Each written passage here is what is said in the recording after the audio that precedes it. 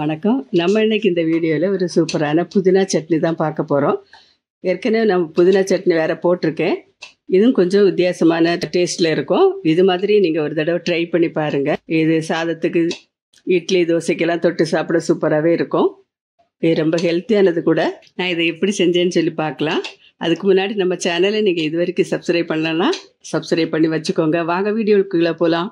இந்த புதினா சட்னி பண்ணுறதுக்கு பாத்திரம் அடுப்பில் வச்சுருக்கேன். ஒரு 2 டீஸ்பூன் ஆயில் சேர்த்துக்கலாம். எண்ணெய் காய்ச்ச ஒரு 5 மிளகா வத்தல் போட்டுடலாம். காய்ச்ச மிளகா கரிஞ்சிடாமல் எடுத்துடலாம். 3 டீஸ்பூன் கருப்புளுந்து எடுத்திருக்கேன். இதையும் சேர்த்து வறுத்து எடுத்துக்கலாம் வாசம் வர.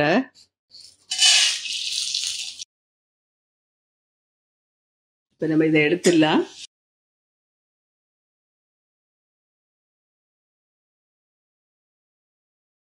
தனியாக எடுத்து வச்சாச்சு.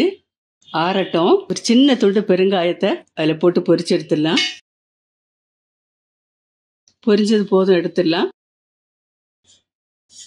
இதில் இப்போ இஞ்சி போடலாம். இந்த உளுந்து வறுத்த எண்ணெயிலேயே போட்டுடலாம் இஞ்சி. அது கூட பூண்டு, ஒரு 10 பல் பூண்டு சின்னதாக, ஒரு 4-5 வெங்காயம், சின்ன வெங்காயம், சின்ன பச்சை மிளகாய், சின்ன சைஸாக இருக்குது, அதனால் 3 பச்சை மிளகாய் போட்டிருக்கேன்.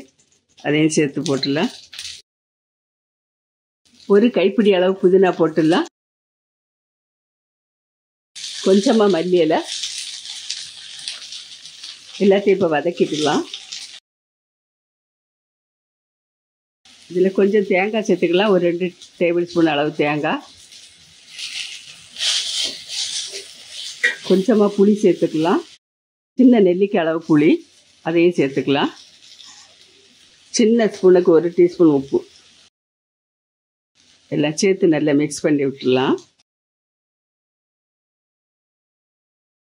புதினா மல்லி இலை எல்லாம் சேர்த்துருக்கோம். ரொம்பவே நல்லா இருக்கும் இந்த சட்னி. இன்னும் கொஞ்சம் வதங்கட்டும். நீ எடுத்துடலாம். இதை பாத்திரத்தில் எடுத்து கொஞ்சம் ஆற வச்சிடலாம்.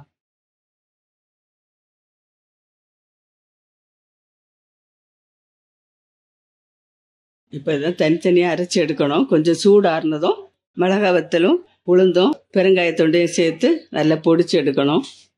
எடுத்துட்டு 2வது புதினா வதக்கி வச்சுருக்கதை நம்ம சேர்த்துக்கலாம். இது ஆறட்டும், அப்புறம் அரைச்சி காட்டுறேன்.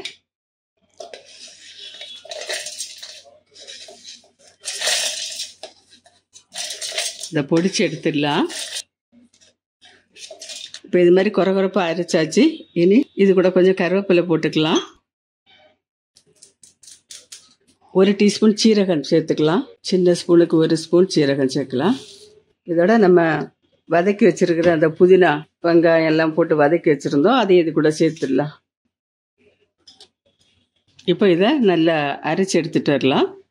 தண்ணி சேர்க்காமலே அரைச்சிடலாம். இப்போ தண்ணி சேர்க்காம இது மாதிரி அரைச்சிருக்கு. இதை தண்ணி சேர்த்து கொஞ்சம் பேஸ்ட்டு போல் அரைச்சிக்கலாம். ரொம்ப தண்ணியாக இல்லாமல் நம்ம துவையல் எடுத்துக்கிட்டால் எப்படி இருக்கும் அந்த மாதிரி இதில் அரைச்சி எடுத்துகிட்டு வந்துடலாம். இந்த மாதிரி அரைச்சிருக்கேன். இன்னும் கொஞ்சம் தண்ணி சேர்த்து நீங்கள் அரைக்கணும்னு அரைச்சிக்கோங்க. நான் இவ்வளோ திக்காக அரைச்சிருக்கேன். காரம் உப்பெல்லாம் சரியாக இருக்குது. உங்களுக்கு நீங்கள் டேஸ்ட்டு பார்த்து அதுக்கு தகுந்தாப்பில் காரம் உப்பெல்லாம் சேர்த்துக்கோங்க. காரம் சேர்க்குறதா இருந்தால் ஒரு பச்சை மிளகா கூட சேர்த்துக்கலாம், உப்பு சேர்த்துக்கலாம். இது அளவாக இருக்குது. இனி இதை தாளித்து ஊற்றிடலாம். இப்போ நம்ம தாளித்து ஊற்றிடலாம். 2 டீஸ்பூன் ஆயில் சேர்க்கலாம். எண்ணெய் காய்ச்சதும் 1/4 டீஸ்பூன் கடுகு சேர்க்கலாம். 1/4 டீஸ்பூன் உளுத்தம்பருப்பு, கொஞ்சம் ஒரு பிஞ்சு சீரகம், 2 காய்ச்ச மிளகா, ஒரு கொத்து கருவேப்பிலை போட்டுடலாம். இது நம்ம அரைச்சி வச்சதை எடுத்து இந்த எண்ணெயில் சேர்த்து நல்லா கிண்டி விட்டுடலாம்.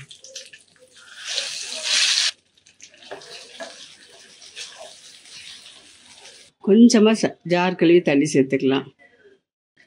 இனி நல்லா கலந்து விட்டுடலாம்.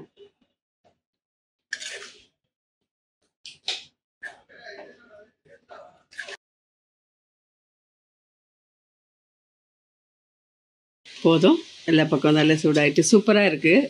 நல்லா ரெடி ஆகிட்டு சிம்பிளாக பண்ணிடலாம். அடுப்பு ஆஃப் பண்ணிடலாம். புதினா சட்னி சூப்பராக ரெடி ஆயிட்டு, மறுபடியும் ஒரு நல்ல ரெசிபியோட நான் உங்களை சந்திக்கிறேன். நீங்கள் வீட்டில் ஒரு தடவை இதை ட்ரை பண்ணிட்டு கமெண்ட் பண்ணுங்க. மறக்காம லைக் பண்ணுங்க. நன்றி. God bless you.